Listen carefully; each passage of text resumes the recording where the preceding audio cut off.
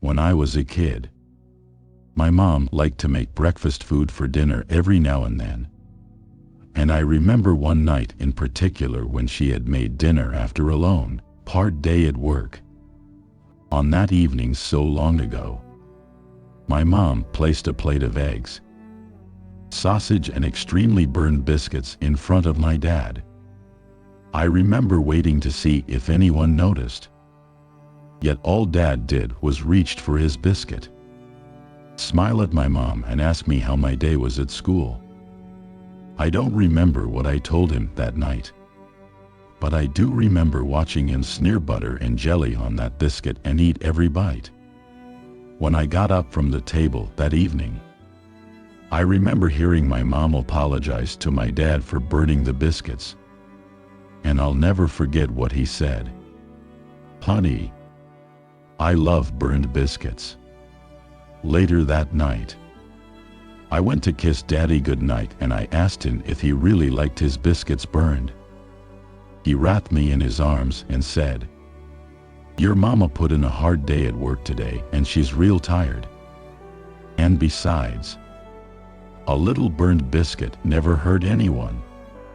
Moral of the story: life is full of imperfect things and imperfect people.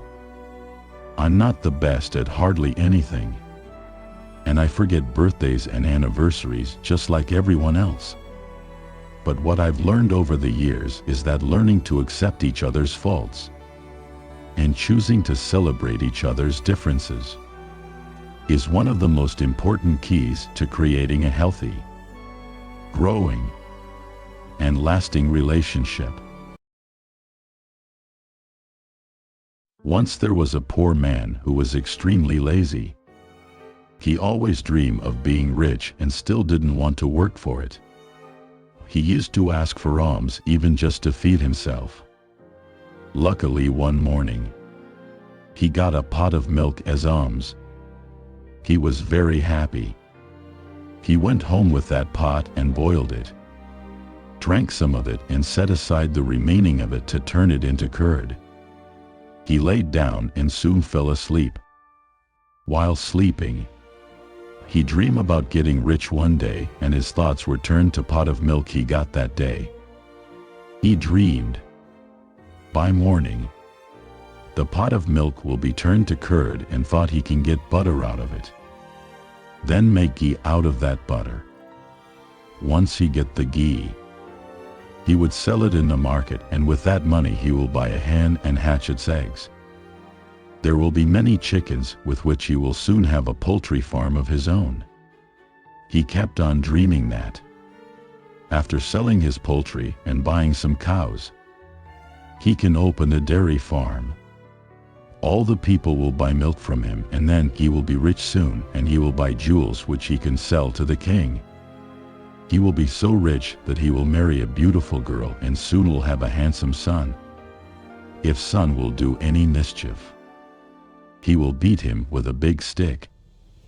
During this dream he unknowingly picked up a stick laying near him and started moving it, thinking of beating his son in his dream.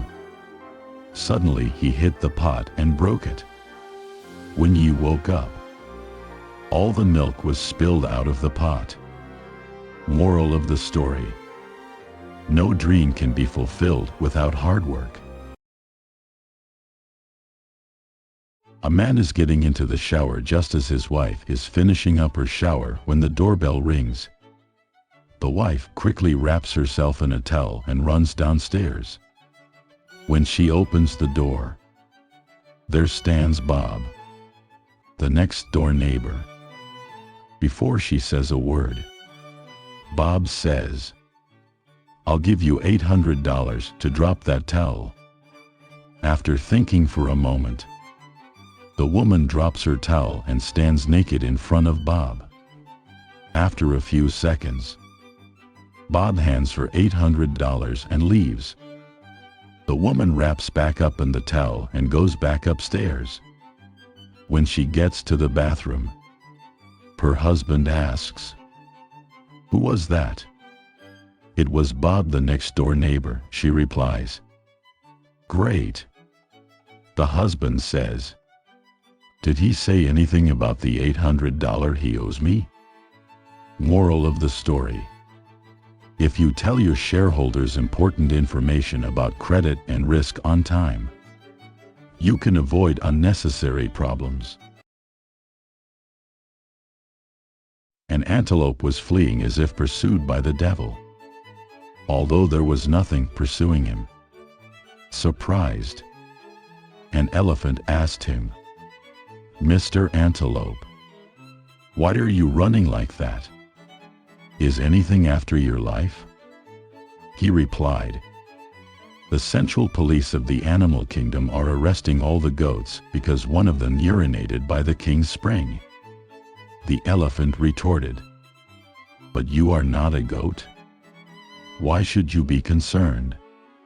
The antelope replied, "With our current judicial system, it will take me 20 years to prove that I'm not a goat. And by then, I will be dead in prison." The elephant nodded and promptly began to run. Moral of the story. Don't wait till it happens to you before you learn a lesson. Prevention is better than cure. Once at an interview at a reputed business school, a panel of intelligent interviewers was taking interviews of prospective students for admission to the school. When one of the prospective students entered the room and nervously sat on the chair in front of them, the panel said to the boy, "We shall either ask you 10 easy questions or one tough question. Choose carefully as it will determine your admission to the school." The boy thought for a while and answered, "I would like to answer one challenging question." "Well, good luck to you. You have made your choice. Now answer us. What comes first, day or night?" The boy was jolted into reality as his admission depended on the correctness of his answer to this single question. But he thought for a while and said, "It's the day, sir." "How?" asked the interviewer. "Sorry, sir. You assured me that I do not need to answer the second difficult question." He was selected for admission. Moral of the story.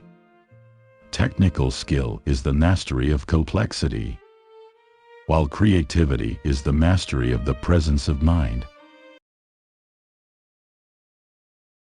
Once there lived a happy couple who had been together for decades.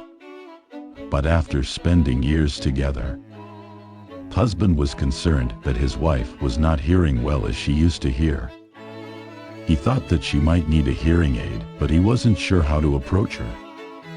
He called his family doctor, asked for a suggestion. The doctor told him to test it with a simple idea.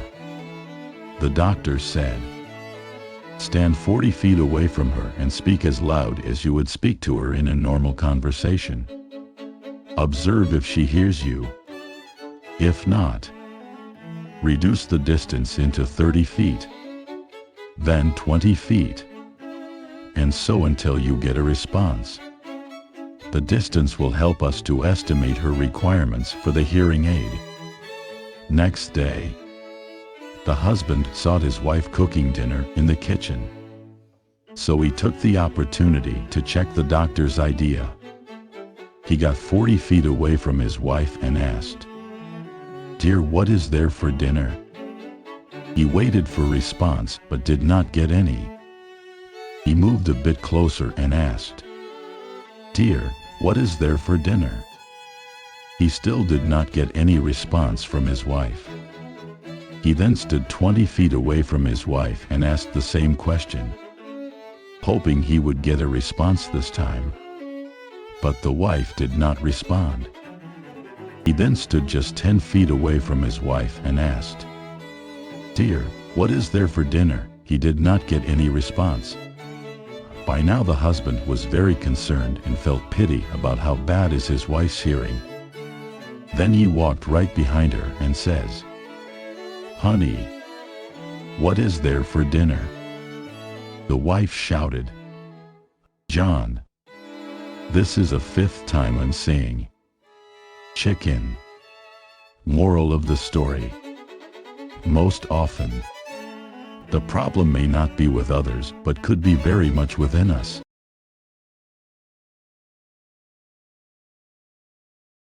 An old-age carpenter nearing his retirement talked to his boss to tell him that he'd want to end his career to spend more time with his family.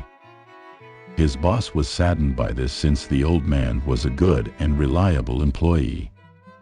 Thinking that since he was about to retire, his boss requested that the carpenter do one more favor for him.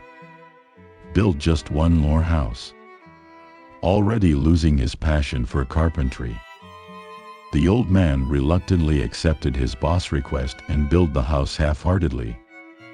He used cheap materials and made a mediocre finishing, a complete opposite to his once dedicated nature. When he finished the house, the boss came to look at it and handed the old man a key. The boss told the carpenter that this house is his gift to him as a sign of gratitude for his years of service. Astonished by his boss' generosity, the carpenter regretted his actions. If only he knew that this would belong to him, he would have put his usual effort into making the house. Moral of the story. Just like the carpenter, we sometimes tend to underperform when disheartened. When an opportunity comes, your attitude and choices on how to do it will greatly affect your results. Remember to always put your best foot forward so you won't regret it in the end. If you find value in this content, please like, share, and follow.